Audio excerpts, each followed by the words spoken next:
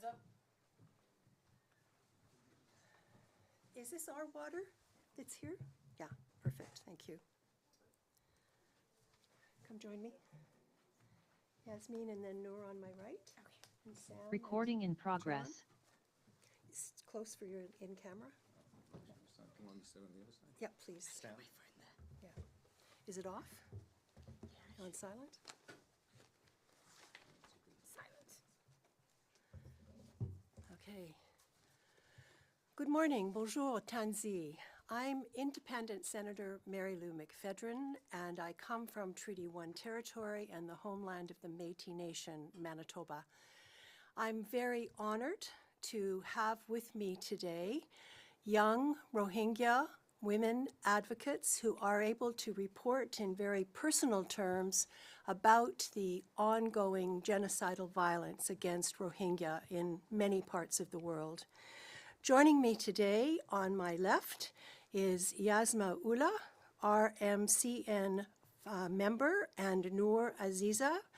Yasmin is from Canada, Noor is from Australia, and the RMCN is a vibrant and dedicated network of young Rohingya women committed to tackling urgent human rights and humanitarian concerns affecting the Rohingya people, amplifying the voices and agency of Rohingya women who have been enduring mass atrocities, including genocide and conflict-related sexual violence.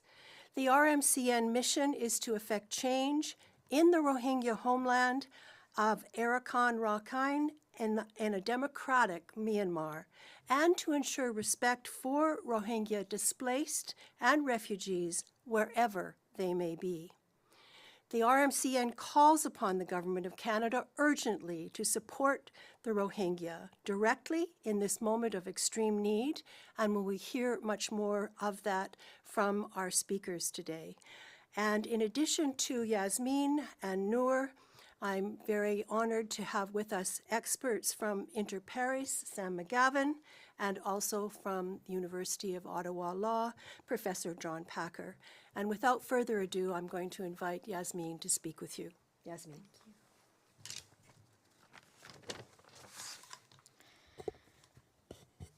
Thank you so much for joining us today to address the urgent escalating crisis facing the Rohingya community in Arakan or Rakhine State, Burma, Myanmar.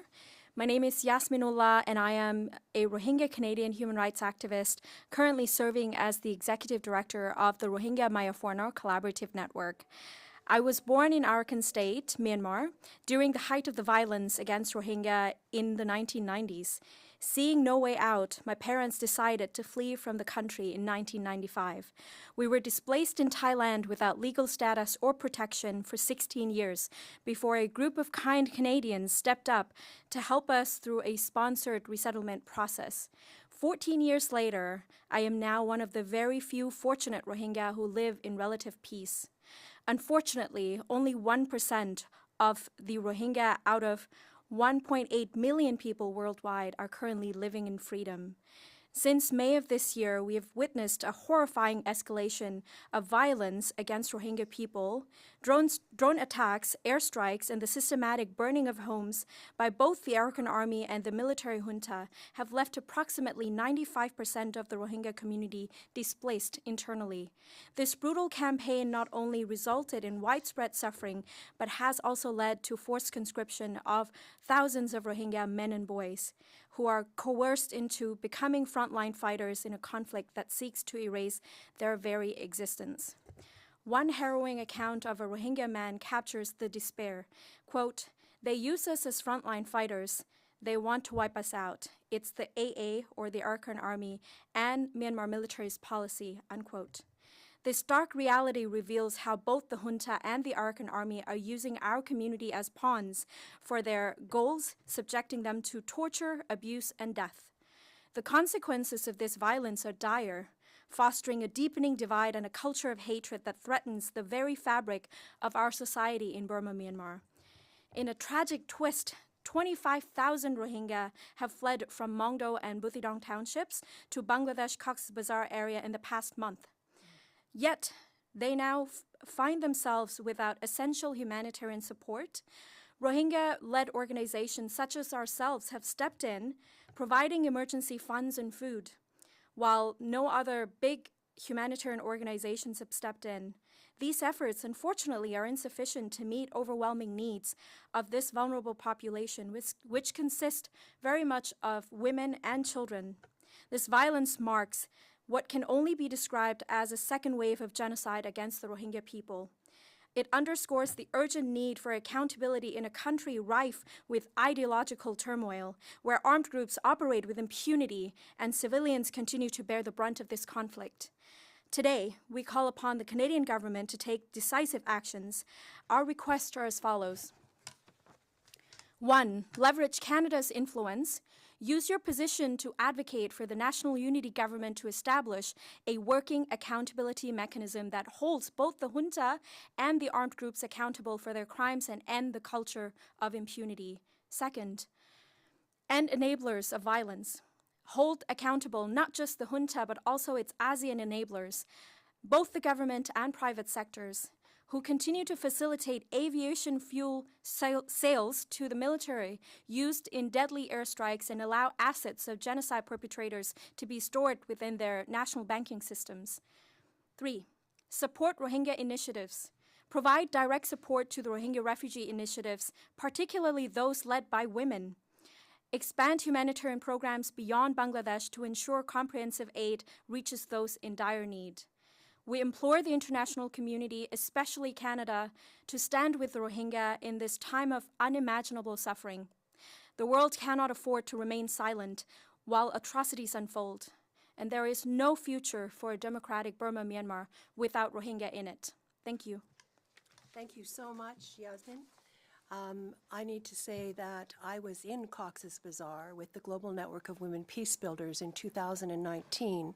And what I'm hearing today about the 25,000 Rohingya who have gone to Cox's Bazar in just the last month underscores the fact that back in 2019, soon after now Ambassador Bob Rae issued his report to the Canadian government that said, "Tell them we are human," we are now seeing more than 20,000 Rohingya people, many of them women and children, becoming and receiving the least of the least within the camps. I'd now like to welcome Noor Azizi, who has come to us from Australia to give her account. Noor. Thank you so much. My name is Noor Aziza. I'm a proud Rohingya woman from Arakan, Burma, Myanmar. I was born in 1995, a time when waves of violence ravaged my people in our ancestral homeland. My family, my parents, 2 elder sisters, 2 elder brothers, and I was just a baby. We were forced to flee, driven by the escalating persecution of the Rohingya. My parents knew that staying meant risking their children's lives. There were no opportunities for us to thrive in Burma, Myanmar. Only the certainty that the violence would continue to worsen, which they predicted correctly. The decision to leave behind everything was one born of desperation and love. Their only choice was to protect us. Our journey across Southeast Asia was life-threatening.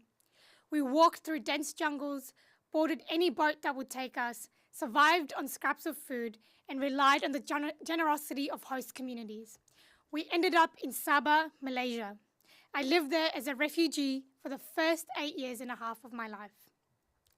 My family's story echoes the tragic journey of many Rohingya families that are fleeing the genocidal violence in Myanmar. In October 2003, our nightmare ended. The Australian government granted my family asylum. For the first time, we felt safe, I had rights, I was able to be recognized as a person with paper to prove it. Today, I'm the co-founder of the Rohingya Maìyafuìnor Collaborative Network. As we speak right now, Rohingya fleeing genocide face mounting hostility across the ASEAN region, fueled by misinformation, disinformation, and hate speech that is manifesting into physical violence. In recent months, I have personally visited my Rohingya brothers and sisters in Thailand, Malaysia, and Indonesia, witnessing their first-hand anxiety and fear. A boat carrying Rohingya refugees in Aceh was turned away this year. A Rohingya mother fleeing with 2 children told the BBC how one of her children died on starvation on the boat. She had no choice but to bury her child by casting the body to the sea. In Malaysia, over 1,500 Rohingya children are being detained in appalling conditions. These facilities are deeply concerning, and yet they represent just one aspect of the trauma of our people. Recently, there has been an increased movement of Rohingya in Aceh, Indonesia. 75% are women and children fleeing. In March of last year, a boat captain deliberately capsized a vessel carrying 140 Rohingya, killing 67 people. The survivors, many of them women, had already experienced unimaginable horrors in Burma, Myanmar, including gender-based violence and rape at the hands of their captors. I am currently involved in helping 5 Rohingya women with gender-sensitive care who are now dealing with the trauma of childbirth after enduring genocidal rape in Burma and throughout Southeast Asia. Genocidal violence does not stop when fleeing Burma. It continues in Southeast Asia. We call on ASEAN leaders to be held accountable. The principle of non-interference cannot be used as an excuse to ignore the Rohingya genocide. This stance has paralyzed ASEAN from making timely and effective decisions, allowing genocidal violence to persist unchecked. It is time for a shift towards constructive engagement and non-indifference. Immediate, impactful action is needed to address the Rohingya genocide before more lives are lost.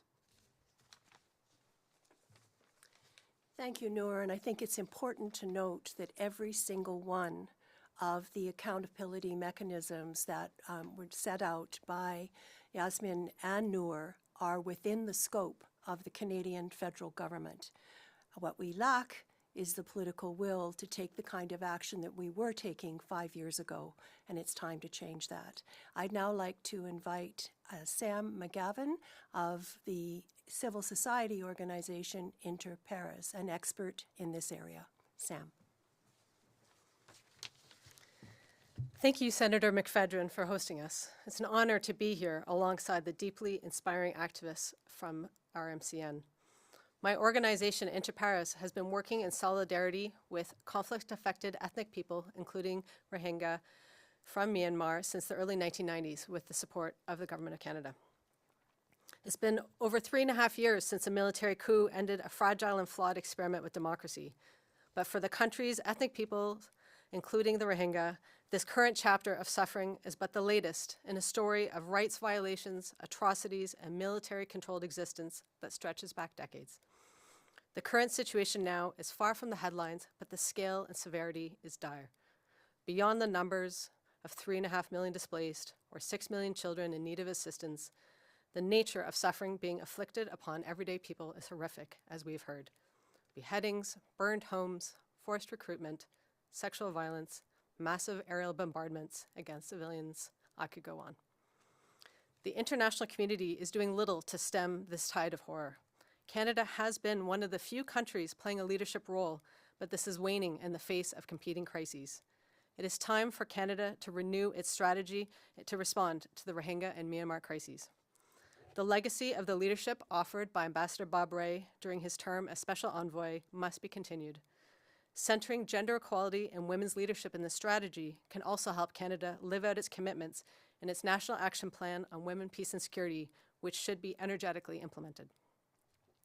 We must also ensure that Canadian companies cannot fund the military junta.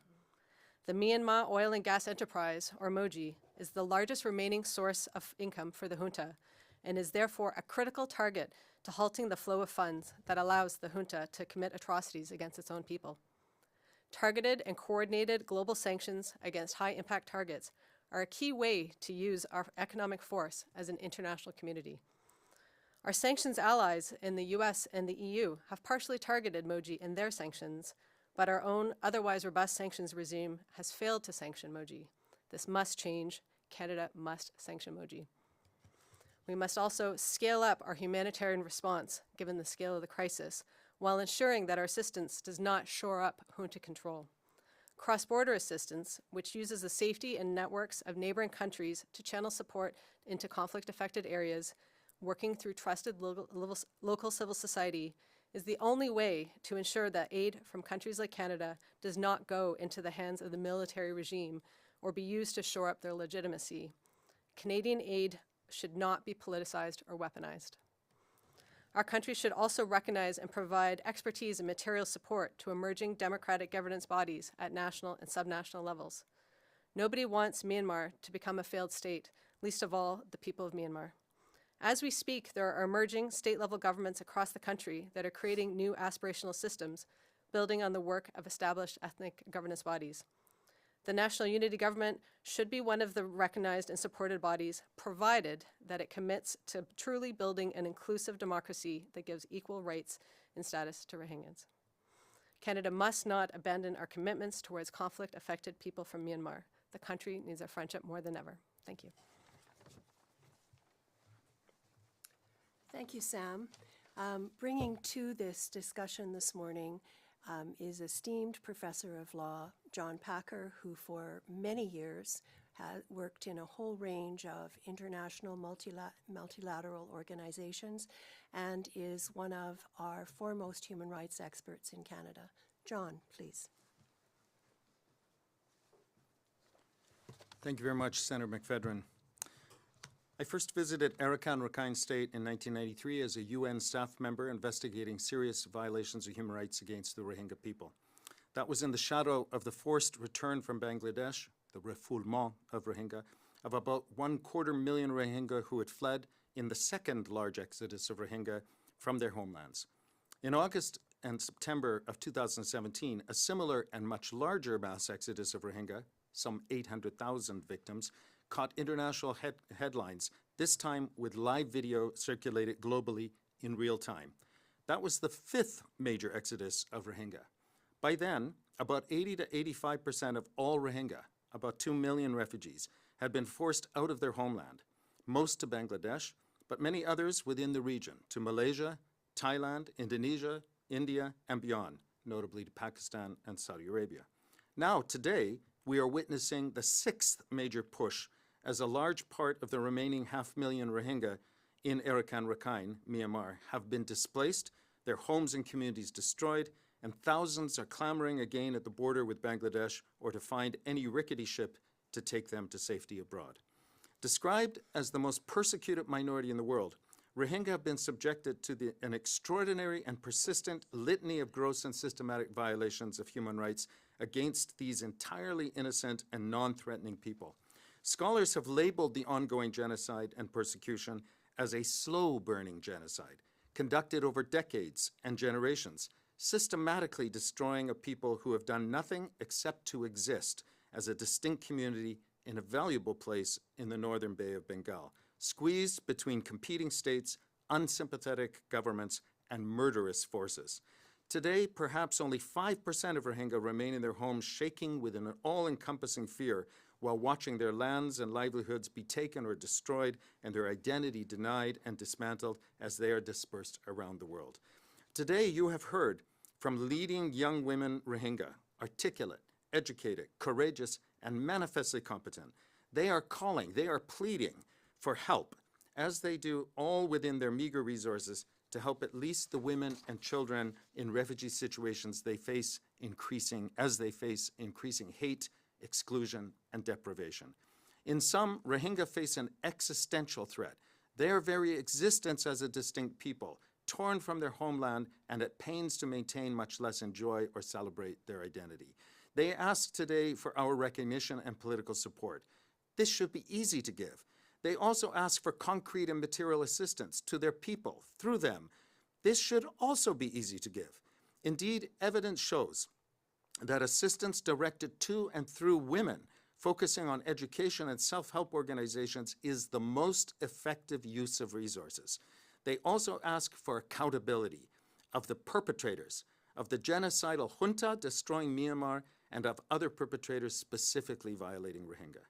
All this Canada can do, and surely should do as part of a meaningful feminist foreign policy. We have the privileged position and capacity to deliver all this. we cannot hesitate to do so. The Human Rights Research and Education Centre at the University of Ottawa, which I direct, fully supports this clear and compelling call to action. Thank you. Excuse me. Thank you very much, Professor Packer. I have just returned from New York, from the UN Summit on the Future and related meetings, and I really need to underscore how what Canada may be saying in international fora such as the UN and what we are not doing within the scope of this government's authority is quite evident. And so I join with the advocates today to say to the Government of Canada, get over this bad behavior that we're seeing in Parliament and focus. Focus, make decisions, use our resources, use the mandates that we already have. We have a national action plan on women, peace and security, youth, peace and security. This context is ready for more action. Let's pick up where we left off a few years ago and reignite action and resources to address the ongoing genocide of Rohingya people with a particular burden on women and children. Thank you very much, and we welcome any questions. We will now take questions on Zoom. Nous allons maintenant prendre les questions sur Zoom. As usual, one question, one follow-up. Please use the raise hand function. S'il vous plaît, utilisez la fonction main levée. Comme à l'habitude, une question et une question de suivi. Dylan Robertson, pardon. The floor is yours. Hi there. Thanks for taking our questions. There was an issue with the Zoom. Those of us on Zoom missed most of the press conference sound. We can catch up later, but I apologize if I'm asking about things that you had already talked about. I'm wondering about the government of Bangladesh. We know that Bob Rae in May had expressed concerns about the inability for Rohingya in the camps to be able to access work, to access education. And there was some pushback to that statement from NGOs that said, you know, you need to go around the government and fund more grassroots groups.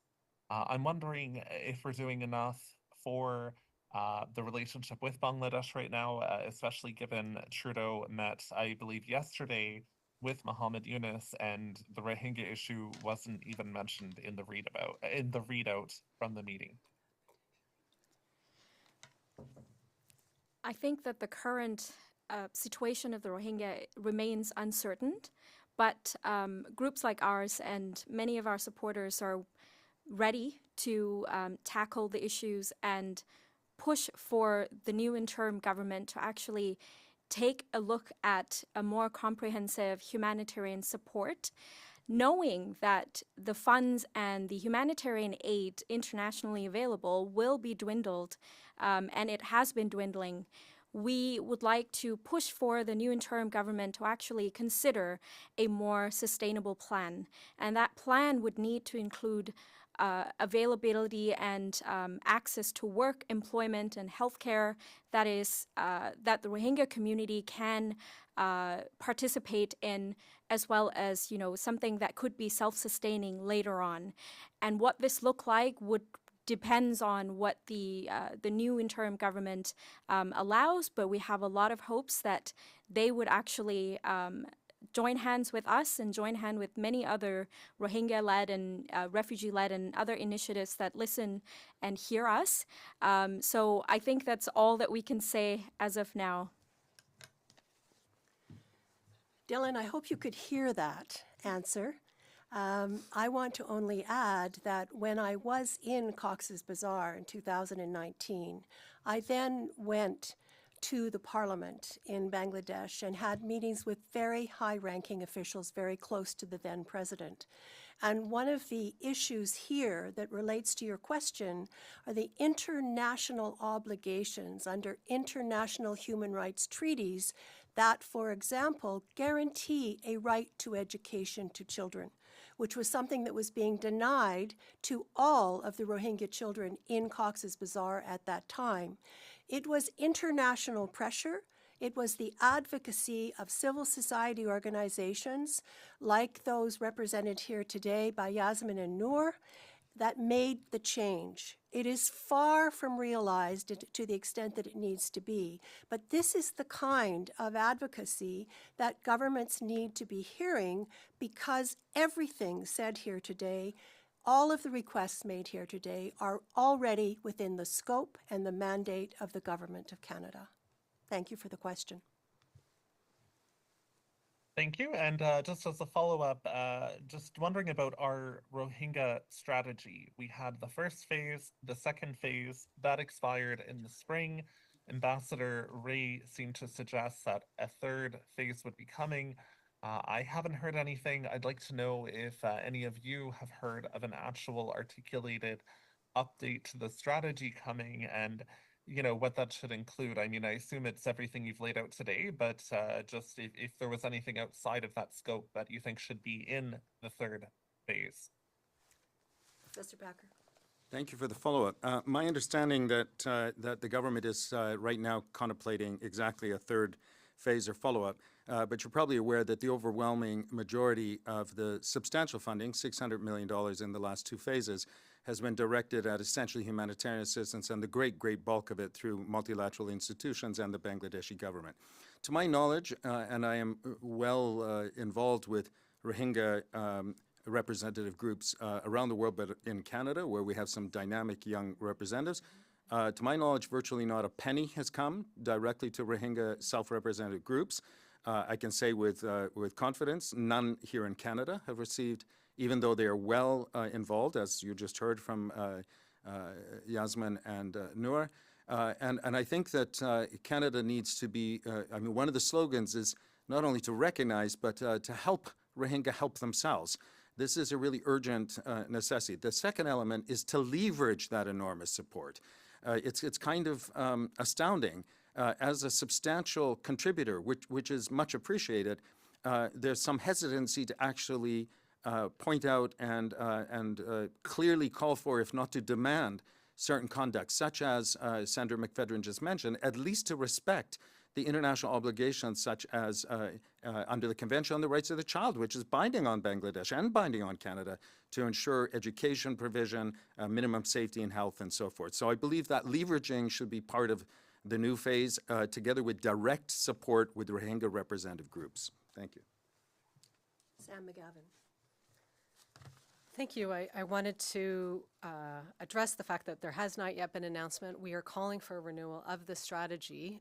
And with respect to humanitarian aid, the humanitarian aid that is directing in the country that is currently working through military control channels in Naypyidaw, in the capital, is not reaching the most at need, who are in the heart of the conflict zones. People who are fleeing conflict do flee away from the military junta. They do not run towards the arms of the military junta for humanitarian assistance. The best way to reach them is through local civil society who is working in the safety of bordering areas, who can channel funds and goods across borders, across all of the borders, the land borders, so as to be able to reach people who are displaced in those areas and to reach far beyond, and so that we do not shore up the legitimacy of the junta. We also feel it's very important to have a support to the governing structures that are emerging there. This is a key opportunity for Canada as a federal country to help support the federal dream that's been the longstanding dream of the country's ethnic people, including Rohingya, so as to have a pluralistic, inclusive, peaceful state. Thank you. And Noor Aziza. In terms of humanitarian aid, we've had an escalation of violence against Rohingya in Arakan, in Rakhine State. And because of this, we've had displacement of more than 25,000 Rohingya fleeing across the Naf River and arriving in Bangladesh. And do you know who the first responders were? Do you think it was the big NGOs, UNHCR?